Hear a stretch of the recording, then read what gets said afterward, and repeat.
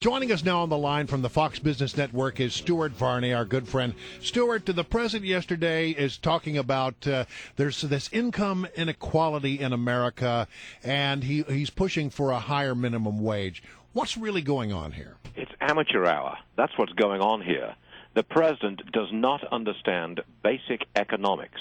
What we need in America, if you want to close the income gap, if you want to raise all boats, you go for economic growth. You give me 4, 5, 6% growth, and I will give you a rising tide for everybody. I'll give you prosperity. The president's idea is you raise wages by command. He wants a command economy. Legislate wages.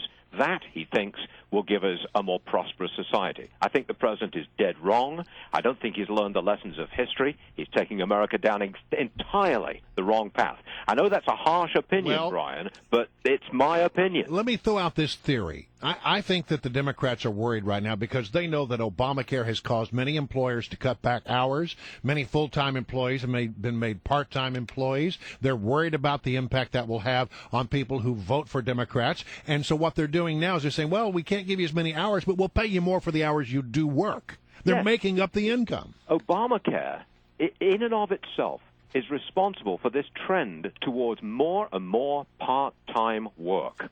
Part-time work now dominates the landscape. Nearly 400,000 part-time jobs have been created so far this year. 400,000 of them. And that's largely because of Obamacare. They have created this problem. And their solution for this problem simply will not work. It will actually make the problem worse. Stuart Varney is our guest from Fox Business Channel. Stuart, in the president's remarks yesterday, he said something, and this was an aha moment for me. I felt like I found the Rosetta Stone because he used a term that I haven't really heard before. He was talking about how the top 10% of our nation takes home half of the national income. The national income, as if wages earned in this country are a national asset. That's really his mentality here, isn't it? That's right. Well done, Larry. That's exactly right.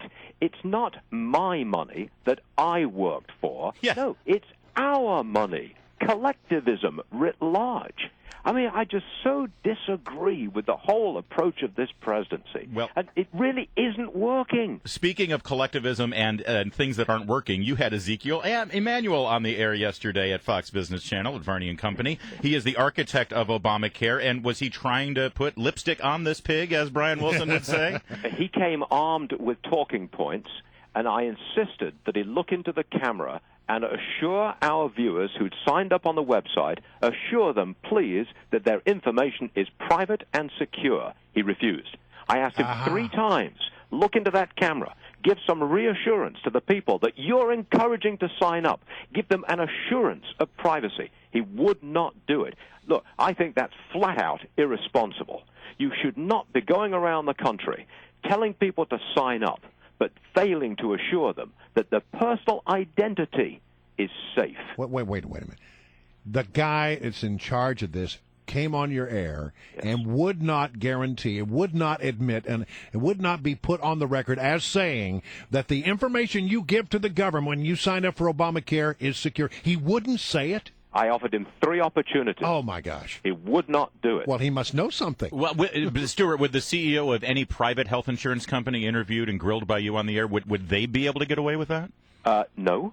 Absolutely not. No, they would not. You talk about Obamacare, and the president also had an event yesterday at the White House where he was urging young people to sign up for Obamacare. And we're now getting these whispers out of the Beltway that the numbers for young people, young, healthy people signing up for the Affordable Care Act is almost negligible. Hardly anybody is doing it. And isn't it true that this entire Ponzi scheme of the Affordable Care Act rests on young, healthy people signing up for insurance? Entirely so, Larry. Yes. If you don't get young, healthy people paying money into these insurance funds, into these insurance pools, then the price of insurance must go up because it is young people, healthy people, who are going to subsidize older, more sick people who are taking money out of these insurance pools. If you don't get the youngsters to sign up, the whole economics of Obamacare collapses. Well, it's even worse for the president when it comes to young people, because there's a Harvard University poll that just came out that said 52% of young people under the age of 25, if they could recall Obama today, they would.